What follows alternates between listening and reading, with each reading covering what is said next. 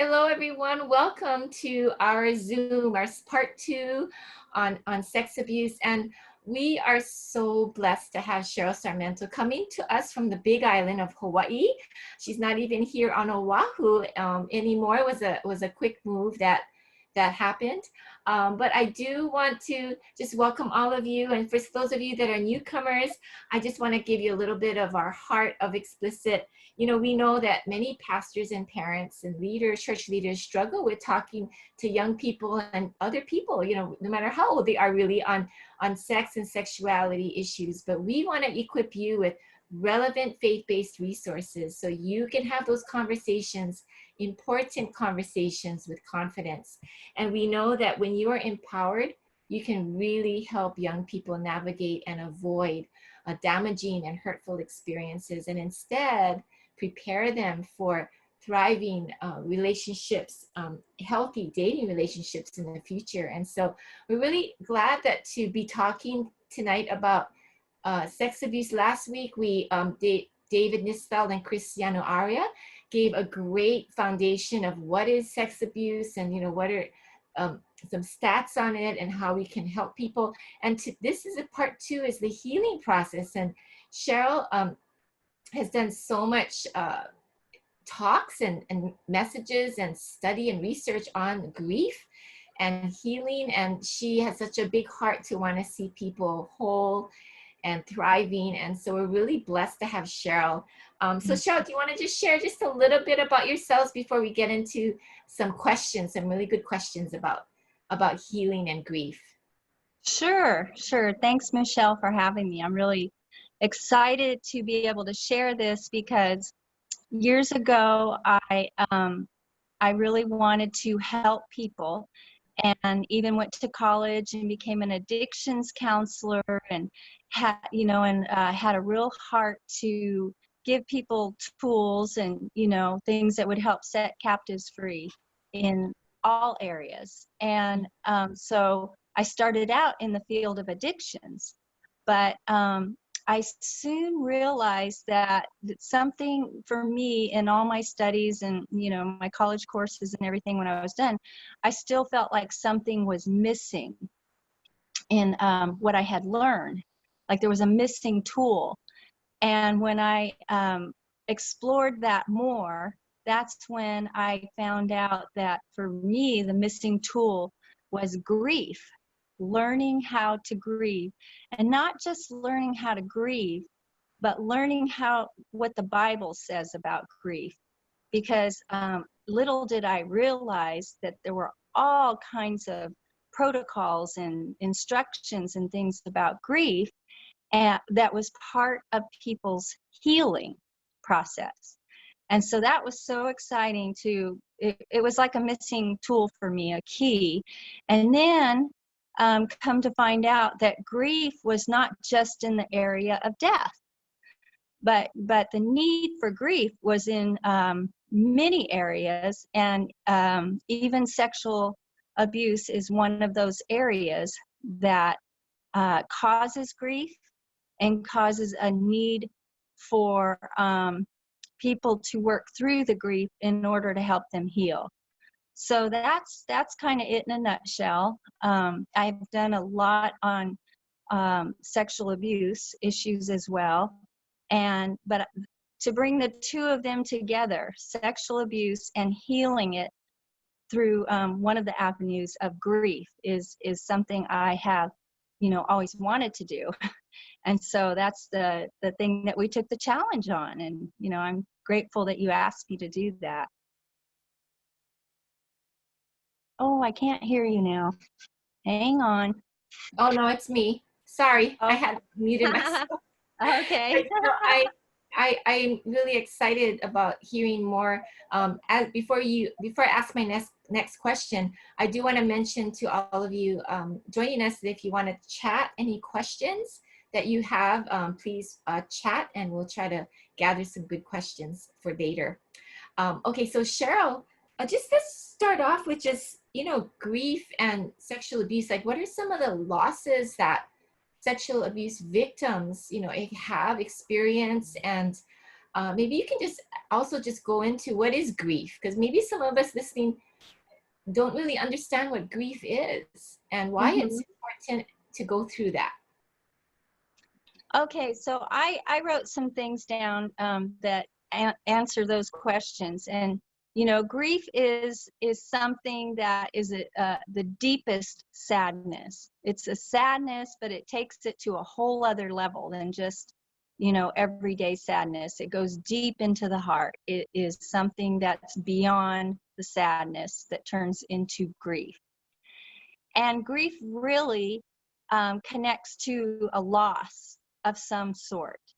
And so, how that applies in the arena of sexual abuse is, and I wrote this down, is sexual abuse in any form is a trauma that usually causes deep sadness. So, it doesn't matter what kind of sexual abuse it is. It could be, there's all kinds, like an inappropriate touch, a lingering kiss from a relative or something, something that makes you feel like something's wrong here, all the way to rape, those things, all of those things are going to cause a reaction of sadness and a reaction of loss of innocence, loss of feeling safe. That's a huge loss that needs to be grieved. If it happened in your home, where people, relatives, that you feel like there's no safe place. If something happened when you were walking on the streets and you were violated, you feel like unsafe. So there's a loss of safety, a feeling of safety, is gone. There could be loss of confidence. A lot of people, men and women are both abused. Your speakers last week were so good about explaining that, and how many women fall into that category and how many men fall into that category, and it's pretty high number of people that have experienced abuse these days, sadly. And so all of those things can cause a loss of confidence, a loss of dreams, a dream of who you wanted to be, of how you wanted to live your life out without these kind of things happening to you. And then when they do happen to you, you have a loss, of the dreams of life that you thought life was going to be. And loss of, maybe if it happened in a childhood, a lot of people will say they felt like they lost their childhood. They kind of had to grow up fast and go on to survival mode. And so a lot of people consider any form of abuse in their life, especially ongoing abuse, but even if it was just periodic, it creates a sense of, I never had a childhood, and that causes a sadness and a grief. And so there's a long list of those kind of things. And so with every loss is sadness that causes grief. So does that kind of help answer that question? Yeah. Yeah, that was really good. And I would love for you to just share a little bit too about, I remember hearing you talk about grief earlier in the biblical way, the Yeah. biblical culture of grief, and really in our modern day culture, even here in Hawaii, maybe other places too, we tend to hold it in, or you tend Yeah. to not. So can you expound a little bit about that? Yeah, sure. So we live in a culture, maybe a little less in Hawaii, but nevertheless, it's kind of like taboo, or, it's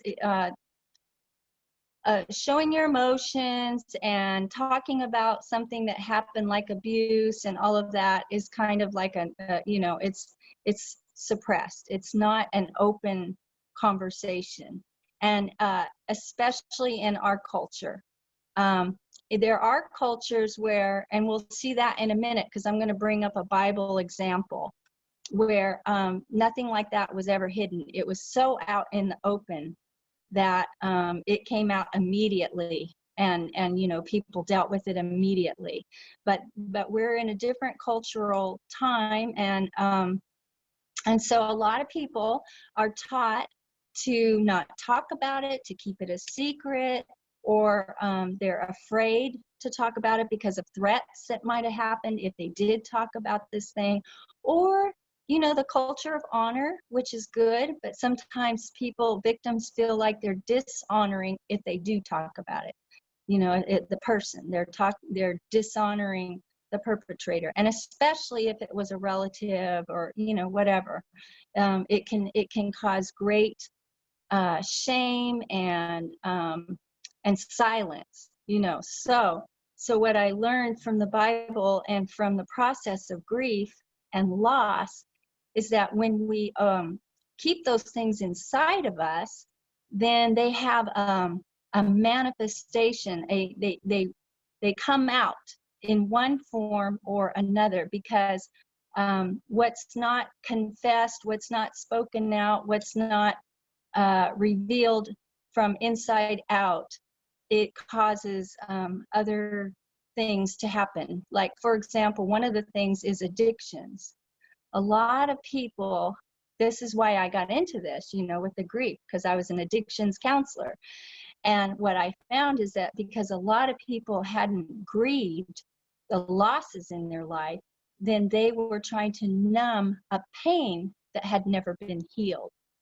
And so that is one of the things about grief that that I learned, is that it's still there, whether you've dealt with it and done the grief work or not. You know, it's still there.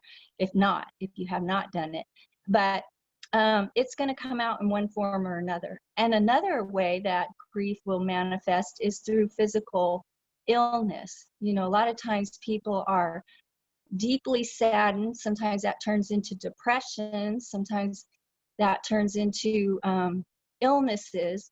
And it's all the underlying sadness of grief that was never dealt with in the first place. So that's the things that I learned about grief, that no matter what, there's going to be a sadness and a loss. And it's either going to come out one way, in a destructive way, or we're going to get it out in a healthy, godly, biblical way. But it's one or the other. Yeah. Wow, that's so good. And I remember also, like in the Bible days, when someone died, or you know, they were grieving great loss, like they would literally wail out loud, you know, like with Right. their gut wrenching, they just let it out, right? And we don't see that here, you know, in our American Right. culture too much. And Right. but there is some kind of a release, Mm-hmm. right? Mm-hmm. They let it Yeah. out like that. Yeah. So That leads me to the Bible story that I would love to read to you, because it goes along with every part of the grief process that we need to do, that you just mentioned. That's one of the things. And then there's many more parts to the weeping and the wailing that come after that. And so I wanted to just talk about Tamar in the Bible. And Tamar, she experienced the ultimate violation. You know, not only rape, but rape from a brother, and that sort of thing. And so we're going to look at that story. She was a real princess. And so that's one of the things, you know, that I thought of. It's like, most women, they want to grow up and marry somebody that makes them feel like a princess, you know, makes them feel special, makes them feel cared for, and that kind of thing. And I think that still goes on to this day, that you know, you want the knight in shining armor, the guy that's going to protect you and take care of you, and that kind of thing. So Tamar was literally the princess. She literally was a princess of you know, the daughter of King David. And so princesses back in those days, they actually wore this garment, this coat, that signified their virginity.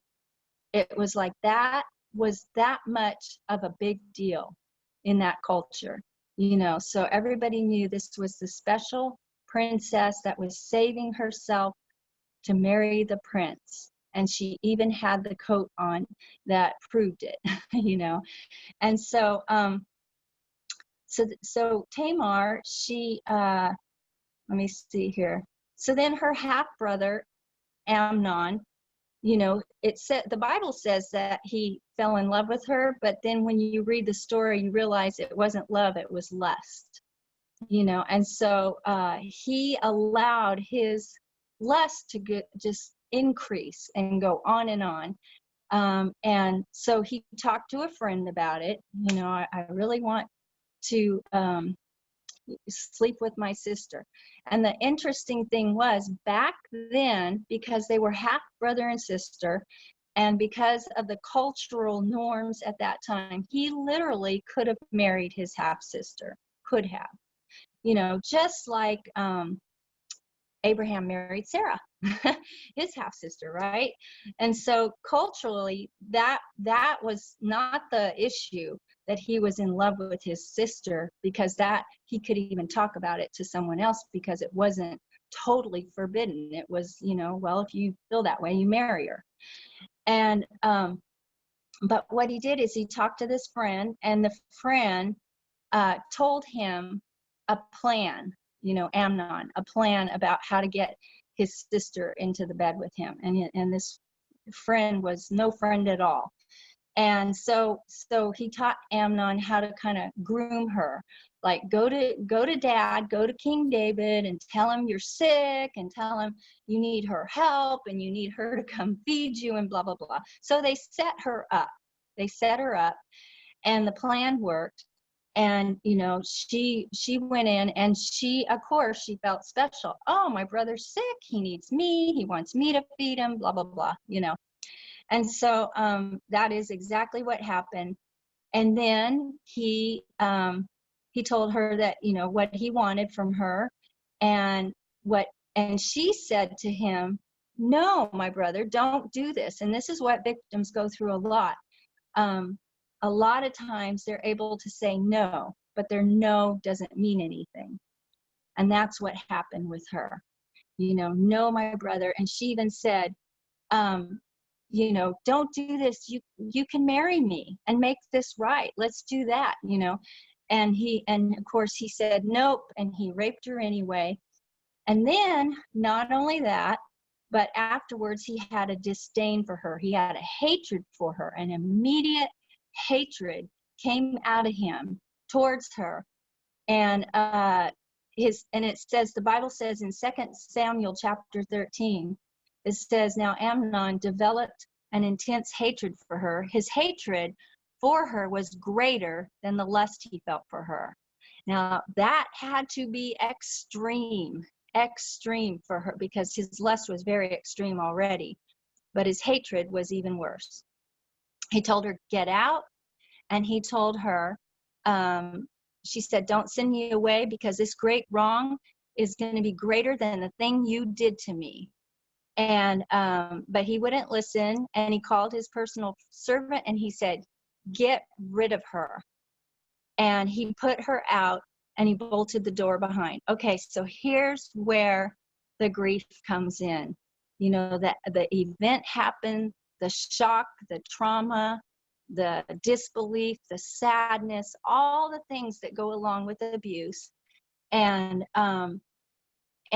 so the first thing she did was she took the robe, the special robe that God had, you know, given her, all the virgin princesses wore, and she took that, and she put ashes on her head, and she tore her robe. So the first thing she did was, ashes was a sign of grief. So she threw these, if you can imagine, this princess running out the door, throwing ashes on her head, and then tearing her robe, which everyone knew something had happened. Something terrible had happened. And then she put her hands on her head, and she went away. weeping, wailing, you know, and just everybody knew something horrific had happened. And back to your point, you know, about the weeping and the wailing. Yes, absolutely. In this culture and in all throughout the Bible, people never tried to hide their grief. And even if it was the ultimate embarrassment, you know, rape brings the ultimate shame. And that was not even hidden at all. It wasn't like, you know, this death, you know, that people would say, oh yeah, of course she's grieving her father's death. No, this was a violation. She was grieving publicly, immediately. And so so that's one example of biblical grief that was displayed from her immediately. And then just to keep it a little bit more in line with the sexual abuse stuff that she was experiencing, there was no justice. You know, in this story, there was no justice. Her dad did nothing. Her brother said, oh, my sister, just go ahead, stay in my house. You'll be safe here. Wait it out. And it says she was literally depressed. She stayed at home in her other brother's house, Absalom, and she became depressed. And, you know, in that culture, you were not marryable. After that, you were single the rest of your life. It was like you were, you know, dirty to people or whatever. You were just not ever going to get married. So no wonder all her hopes and dreams were gone in one fell swoop of one act of sexual violence, you know, one act. And so, so just to go along with the grief, you know, she was grieving multiple things. She was grieving the act. She was grieving she lost her brother. That was a loss to her. She would never maybe even see that brother again. She lost her virginity. She lost her hope of the future. She had a death of dreams. And she lost the respect probably of her father, for her father, because her father didn't do any justice. He did no accountability at that time whatsoever, you know, which caused the brother, Absalom, to eventually take vengeance, you know. And so, so I was thinking about how Tamar had all these elements of grief going on, and it was for not even for death, you know, it was for something, a violation, which was the death of her dreams for her whole life, you know.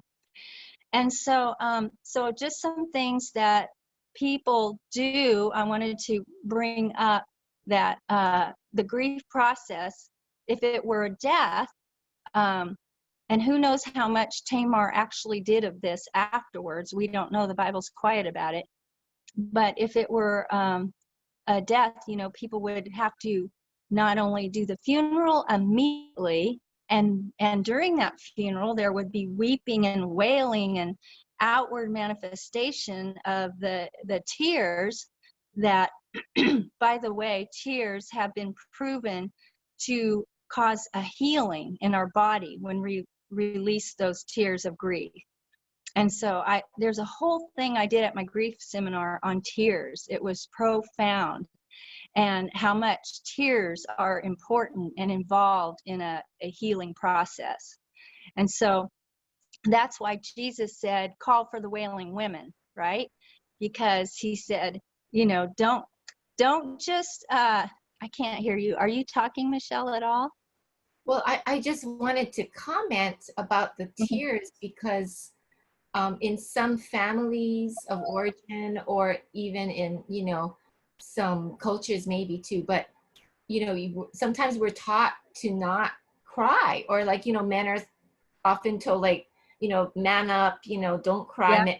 you know, don't cry. And so sometimes people just kind of grow up stoic, or Yeah. not allowing those tears to come. And you're saying that tears are important. Yes, yes. I'm glad you brought that up, because tears, which is the first thing that comes along in grief after you've torn your clothing and you've done something symbolic to say, I'm in grief. The next biggest thing is the tears. And the tears are not just for women. Grown men cry too. And Jesus, the shortest scripture in the Bible was Jesus wept, right? And so Jesus not only wept, he wept over Jerusalem the first time. And that weeping was like loud, demonstrative wailing, and that was the way people were in the Bible. They didn't just sit here and try to wipe away their tears. They let it rip, so to speak, right? They let it out, which is actually what we're designed to do. And so that's why Jesus said, call for the wailing women, because the wailing women actually helped to produce more tears. That's how important crying was. And another time that, and Jesus wept over Lazarus, right? So Jesus wept over a person that he was going to heal and raise from the dead. But he was weeping because other people were weeping, and he saw their sadness, like Mary and Martha. And so he wept with them. So the Bible also says, weep with those that weep. So we're not only to weep ourselves, but if we see our brother or sister weeping, we're to weep with them as well. And Jesus was our perfect example of that. He did both. He wept over his own sadness, and he wept over the sadness of others, wept with them. And so that was the first thing to come out, was the crying. And then the next thing was to sit in your grief, and they call it sitting Shiva. And so that meant, Shiva means 7. So it was 7 days of literally sitting in your sorrow. And why did they do that? Why does God have people do that throughout the Bible? From Joseph grieving over his father, Aaron, they grieved over him for actually it was the whole 30-day period, but the first 7 are the most intense times. And then, there's times throughout the Bible, and that's a whole other seminar, that they really spent the 7 days weeping. And it says not only did they cry for the loss of their loved one or the loss of whatever was going on, but they they didn't worry about meals. People would bring them the food, and they would read Lamentations. They would look at things that reminded them of their loved one that they had lost, and that kind of thing. And so that 7 days was a concentrated time of grief, because if it's like a purging. It's going to come out later, or you can get it out right away. But if you get it out right away, like the Jews do, then you're avoiding all this. I call it like a backlog. You get a backlog of grief when you don't grieve. And when that backlog of grief happens, it can even come out in bitterness and anger, explosions. People go, what's wrong with me? I don't know. I don't know why I reacted so strongly over that, and they'll even be baffled themselves.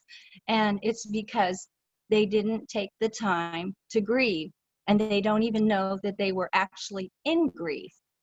And so that grief is going to manifest in one way or another. So God has, the protocol in his word for going through that grief for the 7 days and really concentrating on it. And then you actually don't do normal life in grief for 30 days at least. You try to avoid as much normal life as possible. Give yourself 30 days. What do we give ourselves in America, or, even in Hawaii? It's 3 days. You get 3 days to bury your loved one and make all the arrangements, have the funeral, and get back to work.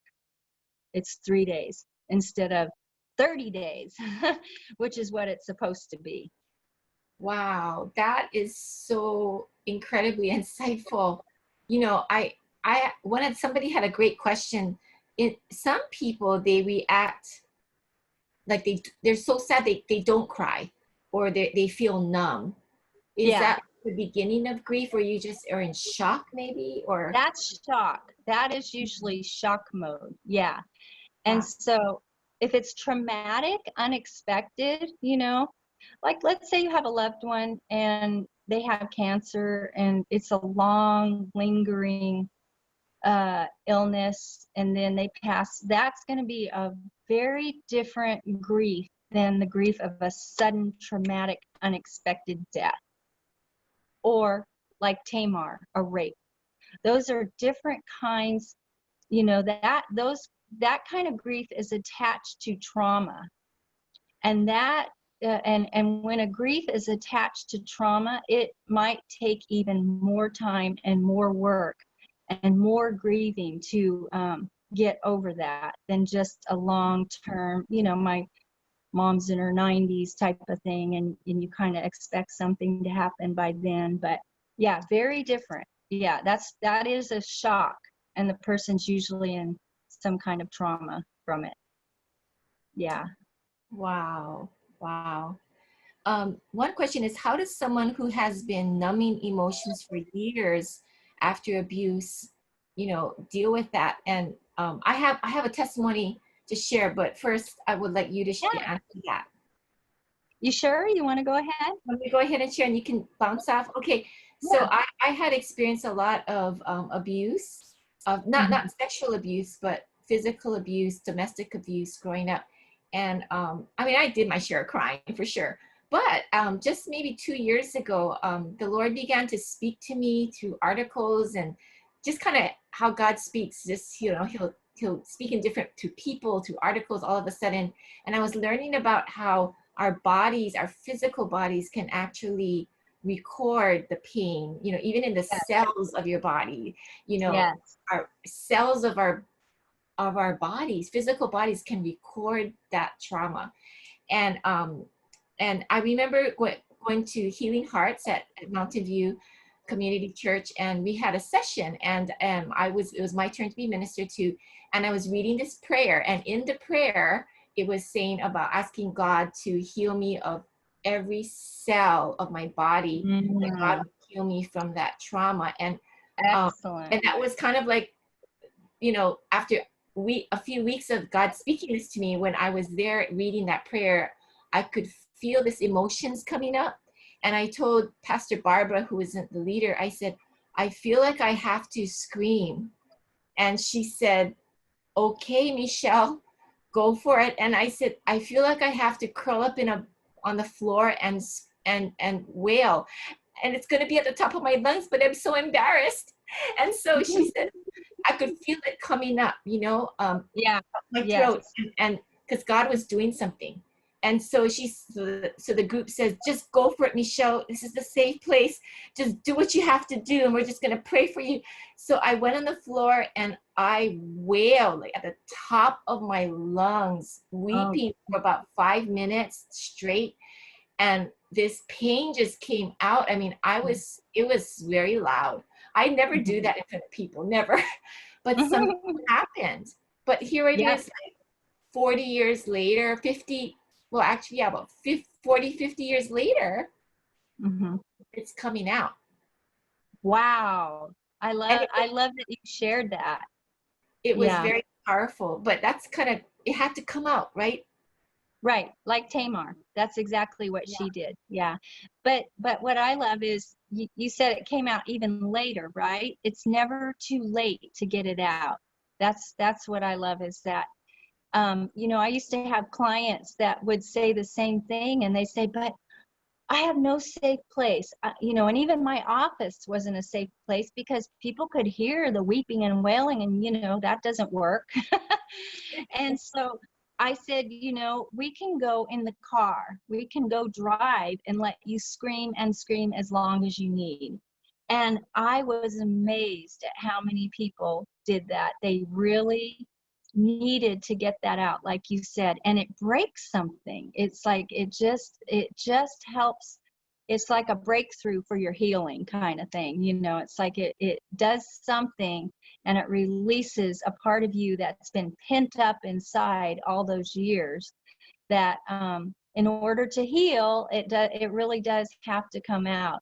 And I remember, I think I might have said this on my grief series that I sent you, but I remember going to a funeral, and I wasn't used to people crying in funerals. And the funeral I went to, the lady, I walked in, and she was Middle Eastern. This was in the heart of California.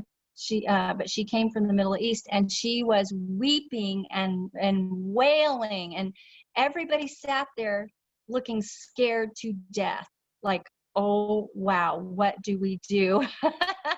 You know, and we were just kind of paralyzed because we were unfamiliar and uncomfortable, you know, and even taught, you know, what are we taught in funerals? Oh, they were so strong, they didn't shed a tear. You know, we're taught the opposite of what we're supposed to be doing in grief. We are trained, you know, to be stoic, to be tearless, to be, you know, just like strong. They call it strong. And so I love your example, because that is a huge part of the healing process. And we have to find that safe place. It sounds like you found a safe place.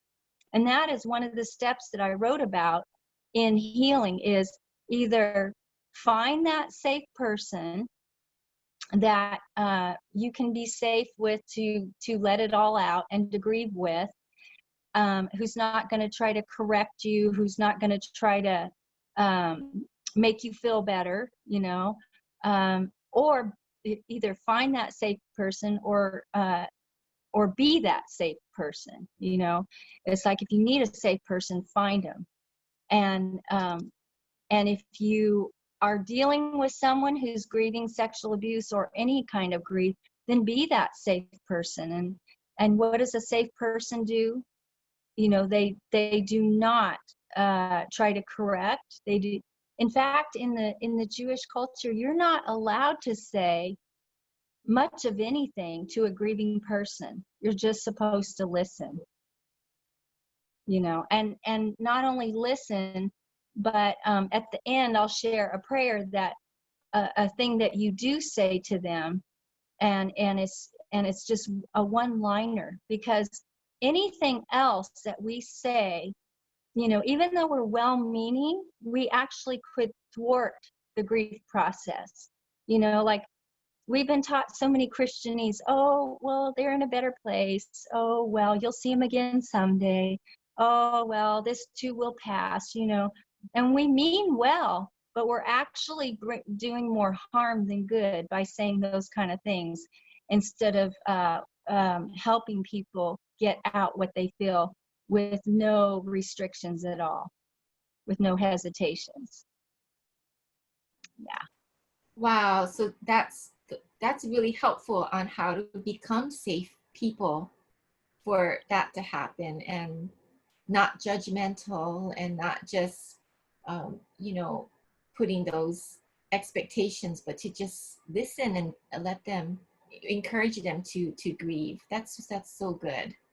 Yeah, and another thing is, it can trigger you. Like, if you're the person on the receiving end of hearing another person grieve, it's also another part of being a safe person, or a safe parent, or whatever, in listening to a grieving person, is to not minimize. You know, like a dangerous thing that shuts down grief in a lot of abused men and women, children, boys and girls, is a minimization. Oh, honey, they didn't mean to do that. Oh, you must have misinterpreted what they meant. They would never do anything like that, you know. Or, oh, well, I don't think that's that bad. Don't worry about it. Just forget about it, you know, because that wasn't that big a deal. Let's not make a big deal about this, you know. So those are all called minimizations. So a person can't get to safety, to grieve, and to heal with a person who's going to minimize or be in denial. You know, denial will, if a child goes to a parent and says somebody's abusing them, and the parent denies that, then that too will thwart any healing process. And that child, or or whoever it is, they could be an adult going to another adult, whoever it is, if they are in denial, that person suddenly becomes unsafe and not a person that they can share with, heal with, grieve with, or continue on the process with. So it's really important to learn how to be a safe person for someone that's grieving sexual abuse or any kind of grief. It doesn't come natural for us. It's hard, We all want them to be better and Right. feel better, Yes. Yeah, so we can Yes. tend to do that, Yeah, Yeah. I have a PDF that we can share with people of just some empathetic statements that they can use, and knowing what Oh, words to good. say. And like you said, you don't have to say much really, Yeah. because you're not Mm-hmm. trying to fix them. You're not even trying to encourage them at that point. You just want to listen and be there with them. And I so interesting what you said about the Bible or the Jewish culture, of how they were encouraged not to really say much to the person grieving, but just to be there, maybe weeping with them. Yes. Because there's not much you can say. You don't want to fix them, Right. or encourage them Right. to feel better. You want them to just be. Yes. Yes. And to feel their pain even. Yeah. Yeah. And to allow them, because see, a lot of times in fixing somebody else's pain, we're actually trying to fix our pain too. In other words, it's evoking something in us by being around someone in pain, and it can actually give us pain. So we're like, oh, we got to get this person under control. We got to, stop them from crying or help them feel better or whatever. But it's actually the opposite we need to do. If we could just sit with someone. I remember another client, they told me a story, and I started to get a little tear in my eye for their story. And they said that helped them heal more than anything I said. I'm like, wow, that weep with those that weep, is really profound. It It really is. hit me at that point, how important it was to just be quiet, not say a bunch of words, but weep and be in their sorrow with them. And I learned something from that experience, because I thought I had to have all the answers and do all the talking and give them even my empathetic statements. I thought is what I had to keep doing, but my tear is what brought them more healing. So it was a pretty profound situation.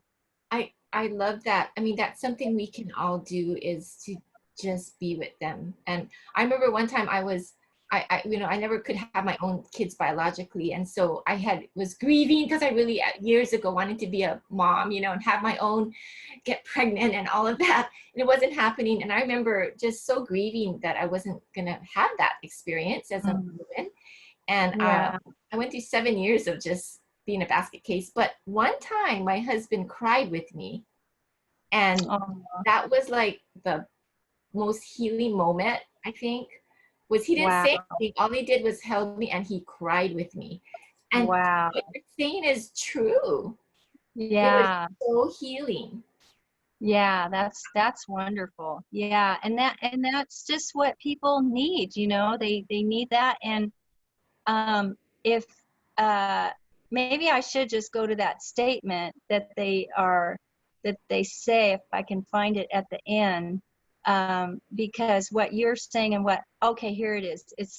This is so remember I talked about in my other grief thing, the pathway of grief. In other words, at the temple in Jerusalem, they would have a pathway, and it was called the mourner's path. And the mourner's path was a pathway that when people walked on it, the others going in the opposite direction knew that the people on the mourner's path were mourning something. They were, it could have been a death, it could have been a financial loss, it could have been, people moving far away, their loved ones, and they're mourning that. It could be all kinds of things. And so so everyone had a path, a literal path to go on to express their mourning. And so when the other members that were coming in the opposite direction, facing the mourners, they would face them. And when they greeted them, they would greet them with this blessing. And it would be, may the one who dwells in this place, meaning God, comfort you. May you find God in the holy place of comfort. That's all you could say. Isn't that powerful? Isn't Wow. that powerful? So I'm going to read it one more time. May the one who dwells in this place comfort you. May you find God in this holy place of comfort. And that was it. Boom. That's what they said. And, you know, and just think of walking that path and knowing that someone's going to face you and bless you with this little prayer, you know, and that's all you wanted anyway. You wanted somebody to acknowledge that you needed the comfort that only God could give in the mourner's path. Isn't that profound? That is very profound. And what's really interesting is that it wasn't a long prayer. It Yeah, was a couple sentences, which kind of gives us encouragement as people who want to bless others or minister to others, that you can just say something short like yeah, that, you know, and yeah, that's enough. You don't have yeah, to say paragraphs, you know? yeah, Yeah. yeah, exactly. Exactly. And if you want me to read um, some steps for healing, at some point I have those for steps to take for and things that people can do in order to and in order to heal from their grief of sexual abuse. Oh, So that would be wonderful. I mean, even if you gave us a PDF of it, we could send it to the people joining us too. yeah, yeah. Yeah, I tried so hard to to put together the PowerPoint, but it's going to take me a while to learn that. So yeah, I can send it to you somehow. yeah, that would be great. So that brings me to all of you who are listening. Please chat your email if you want that PDF, because we don't have all of your emails, and we just want to make sure that those of you who are on tonight make sure that you get that. So please chat your email for it to Elisa. But wow, that is Mhm. very profound. Yeah, Very yeah, and profound. we can integrate all of this into our culture, you know, into the Hawaiian culture, if you live in Hawaii, into whatever culture we're in. This is really God's design for grief. So that applies to everybody, you know, and that's what I found out, that all of this is not just for the Middle Eastern people or the Jewish people. God's the one that designed the protocol, the process, and the ways of grief. And you know, even God grieved in the Bible. He said he grieved when he created man and they went the wrong way, and that's when he did the flood, you know. But he was grieved over what his own situation and what had happened with mankind. And so Right. God created grief. He created grief. He even allowed himself to grieve.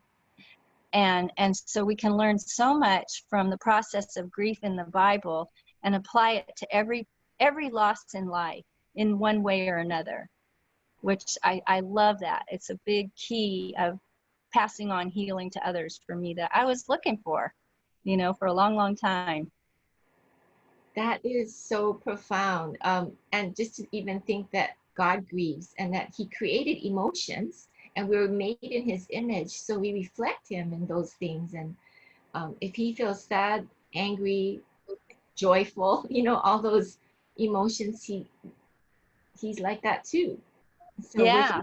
we're all human. That's really helpful. And to be able to encourage people that we're ministering to, or even yourself if you're you know having loss in your life, different ways to just grieve. I love that.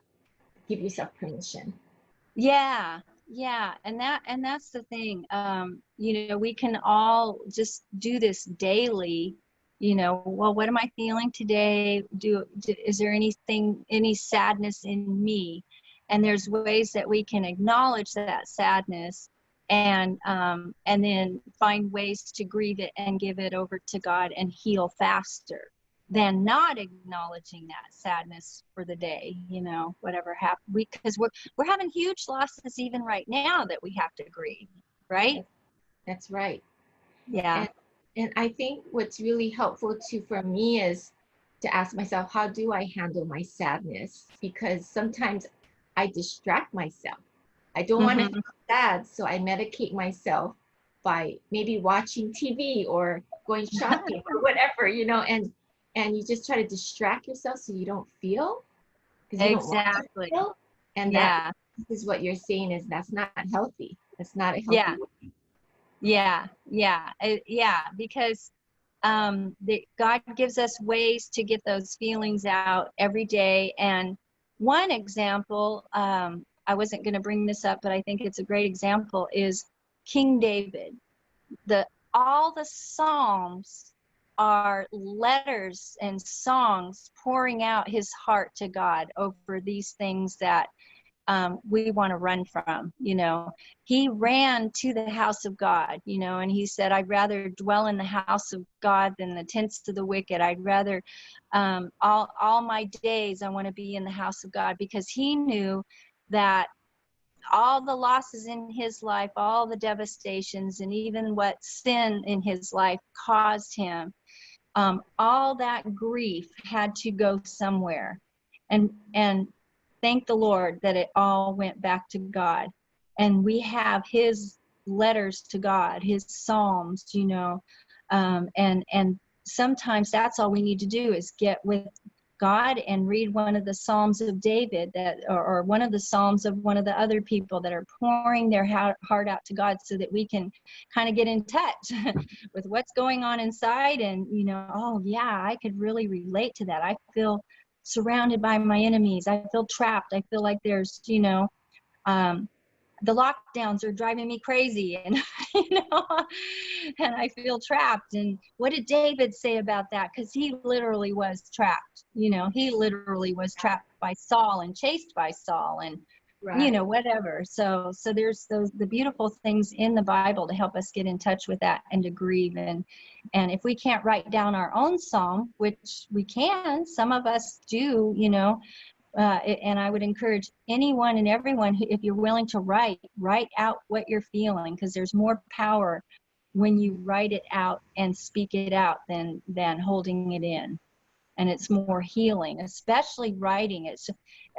There's been proof that writing actually heals a part of your brain when you're writing out your emotions. Really? Oh, I didn't know Yeah, that. yeah, That's it's so so good. practical. I guess David must have caught on to that. King David, you know. Ah, right, right. Uh-huh. And God, I just to know God can handle it. He's Yeah. nothing, we're never too much for God, right? So we can just be real with God and wail and whatever we need to do, and God invites us to do that, is what I hear. Amen. So Right. that Yeah. was green. Wow. Cheryl, you shared something that you would wanted us to declare. And so I was thinking maybe we'll have this session closer to an hour, but instead of an Uh, hour and a half. But would you like to share that? You have any words before you want to share that declaration? yeah, I would like to just give those steps to help someone heal Oh, first yes, before please we do do. the, yeah. So, and a lot of it I've already talked about it, but I'm just going to reiterate some of it, which is, first of all, this sounds like a no-brainer, but acknowledge the abuse. If it's in your own life, you need to acknowledge it, and you know, say that this is real, this happened, and I need to deal with it. Or if you're the person that's trying to help somebody, be willing to acknowledge the abuse and not, you know, like I said before, don't deny it, don't minimize it, and that sort of thing. So that would be number one, acknowledge it. And then be the safe person. We talked about that. If you're a victim, find a safe person. We talked some about what a safe person would look like. And then carve out time to grieve. Don't think that it's too late. And your story is a good story about that. But, you know, take time to grieve and take a chunk of time. If you can get away and really focus on getting that grief out somewhere, somehow, for maybe 2-3 days, even, you know, if you were able to do the 7-day, that'd be the ultimate, you know. But whatever you can do to carve out that time to grieve, make sure it's in a safe place where you feel like you can weep and you can wail if you need to. Make sure you have a safe person that you can cry on their shoulder if you need to. And then, you know, just make sure you have the environment for grieving. And that needs to be a safe, comfortable environment with a safe person. During your grief time, do things that will help provoke the sadness. Because remember, you're purging this out. You're trying to get it out. Something needs to come out of you in order for it to heal. And so, you know, some people look at pictures that remind them, or a song that will provoke those tears, or a movie, or, you know, there's all kinds of things that you can do to cause you to not only remember, but to bring up and out the grief. And then journal. We talked about that. Journal your feelings about what happened. Here's another one. Write a letter to God. Write a letter to God about how you feel towards him. Because a lot of people who have had trauma, especially, or even lost a loved one, you know, or sexual abuse, all kinds of things can cause a person to be angry with God. And what you just said was perfect. God can handle it. You know, God can handle your anger. And some people have even walked away from God. Write your letter to God. Tell him, you know, I walked away from you, and here's why. But at the same time, you want to turn that into a prayer. If you walked away from God, or you're bitter towards God, or if you're a parent that's bitter towards God because of what happened to your child, you need to let God know and ask him to help you get back to him. Ask him. Literally, some of us have to ask to forgive God, and which is a weird concept, you know, but it's true. So if you're even struggling with that, even the God you're struggling with and angry with can help you forgive him. So, you know, so that needs to happen. Write a letter to the perpetrator, but do not send it. And why do I say that? Because if you know, unless there was a real valid reason to send that, or God told you, you know, you knew you had to send it, this is for your healing. I'm saying that a lot of times just the act of writing out whatever you wish you could have said to that person is going to help you heal. And you don't always have to. Mm-hmm. Can I comment on that? Just sorry to interrupt, but that's such a good point, because one time I was grieving something, and my counselor had told me to write a letter to the perpetrator, but not to send it, but to rip it up or burn it, or, you know, afterwards. Yeah. You know, my counselor said, she's a Christian counselor, she goes, if you feel like you have to use swear words in there, just write it down. Like, don't hold anything back. And you know, just let it all out, folks. Yeah. It's just God. It's just between you and God, you know. Oh, I love that. That was a good counselor. That was a good counselor. Yes, exactly. Don't hold anything back, because the more you get out, God already knows it's in there, but the more you get out, you're going to heal. The better you will heal, right? Write a list of the ways this abuse has affected you that you know of. And so that's another thing. If you, okay, well, I see that I'm afraid to go in crowds now, or I'm afraid to leave my house now, or whatever the effects are, it's always good to write those out, because then you can turn those negative effects into prayers. Lord, I'm afraid to go out of my house. Heal me of this fear. I'm afraid to be around people in authority now because of what happened. heal me of this fear of authority, you know. And so it's good to acknowledge and grieve the effects and then turn it into a prayer.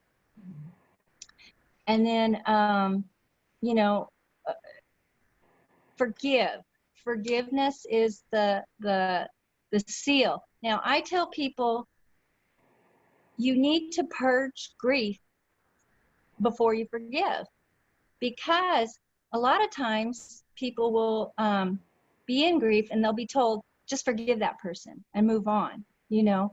But really, the moving on is going to be much easier and much more healing for the person forgiving if they can first just get this stuff out of them, you know, and not bypass the grief. And so a lot of times people will get confused too.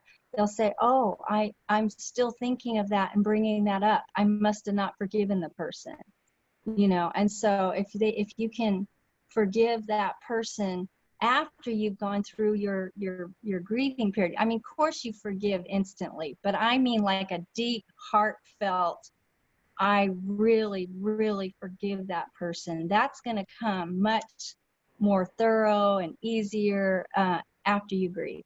And so forgive the perpetrator, forgive parents. Sometimes people have to forgive their parents for because they didn't feel protected, you know, and that kind of thing. Forgive yourself. Sometimes people can't forgive themselves for what's happened because they said, oh, I could have prevented that, or I should have done this, or I should have done that. And then they have unforgiveness even towards themselves, you know. So forgive yourself. And ultimately, I already mentioned this, forgive God if you have any bitterness towards God for what happens, because the alternative to not doing this is self-destruction, like we talked about, bitterness, a root of bitterness that springs up in us, you know, and all the negative things that happen if we don't. So it's a beautiful thing that we can do all of this no matter when the losses occurred, any time in life. And I said, finally, having a letting go ceremony, you know, whether it's right, you know, taking some of those letters and burning them up, and, you know, going to the ocean and letting dropping something in the ocean that says, I say goodbye to this forever. You know, I'm letting go. It doesn't mean that it's all good and over with, but it has a closure to it. It's like a stage of closure for all of this grief. And so, yeah, that's what I have. And we can do those declarations as well, but definitely those are the steps that I see that are really going to help encourage the healing process. That is so great. And as you're talking, I was reminded of the ACE study, you know, where there's like 10 ACEs, or where adverse childhood trauma, you know, that people can experience. And they say that if you have 4 or more of the 10 traumas, the potential for or probability of disease or different kinds of physical problems happening to you in your 50s and up increases significantly, especially if it's not healed. And so I think it's not only, I mean, some of the consequences will be physical too, I believe. Possibly physical of, you know, you could get maybe more prone to disease too, because of it affects your immunity system and whatnot. So yeah, so interconnected, right? Emotions and physical body. So yeah, I just add to that real quickly. I was in a grieving situation for many years that was causing me extreme sadness, and my body, I got fibromyalgia, chronic fatigue, I had a stroke. Until I got out of that situation and then grieved it and was able to move out of it and on from there, my body was just crumbling and falling apart, you know. And it was 15 years of that. And I could feel I was dying, you know, I was dying. And I was in a state of perpetual shock and grief, you know. And so it wasn't until I was allowed to get out of that, God delivered me from that. He actually healed me. Doctors said that you can't be healed of that ever. And I actually was healed of it like in one day, And it's a miracle story, but it's just to add to what you're saying. It's so true. If we can't get that grief out, and if we can't do all these healing steps, then we will see it on our bodies and in our hearts and our minds, and it will affect us. So it's so good that we can turn and find out that God has answers and tools, and we can embrace those, and we can find these ways to heal, whether it's culturally, you know, acceptable or not. It's acceptable to God, and it's biblical, and it's beautiful.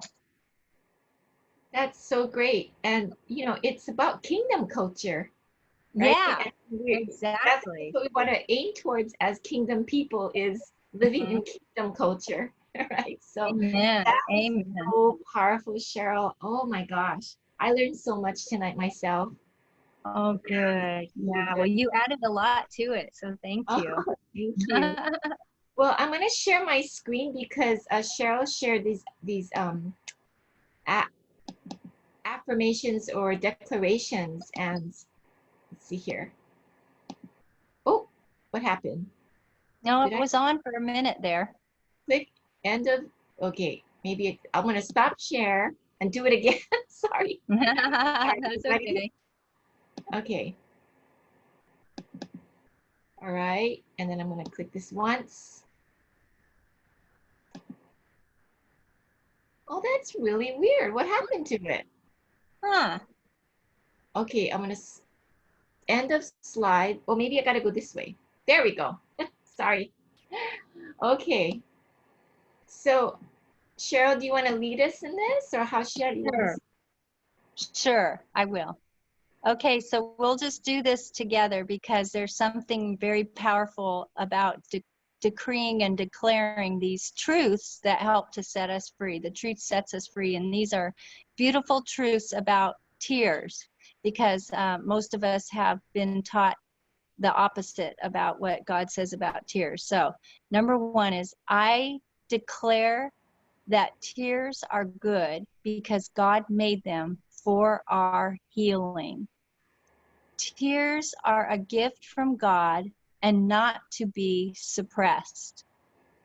Shedding tears is not a weakness, and will even make me stronger when I do release those tears. I have nothing to be ashamed of when I cry alone or in a crowd of people. Men and women alike need to cry just like Jesus did. My tears are precious to you because you hold them in a bottle and you count every one of them, Lord. Not one of my tears goes unnoticed by you. Tonight, I commit myself to the grief process that you have provided for us, and I ask that you would release me fully into whatever else I need to do in addition to shedding tears in order to be healed of the losses of life. Amen. Amen. That is so good. And I will send that all of you to all of you in the email, hopefully tomorrow, so that you can have that those declarations. Thank you, Cheryl. That was powerful. Oh, good. Well, thank you. Thank you for inviting me. I really enjoyed it, and glad to, I'm glad to pass this on. Thank you so much. Thank you so much. Mhm.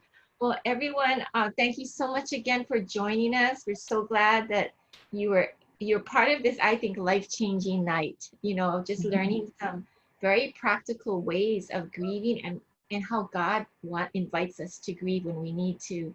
So thank you so much, Cheryl. You're awesome. Oh, And thank one more you, question. Michelle. Yeah, Mhm. if there's any other resources that you have, just let me know, and I'll just include it in in the email to the I everybody. do have some. I'll pass them on tomorrow. Yeah, Yes, and you that can would be pass them on. great. Okay, great. Okay. Thank you so Okay. much. We love Yeah, you, thank you. Love Cheryl. you. God bless Thank you. Thank you. you God everyone for bless. joining us.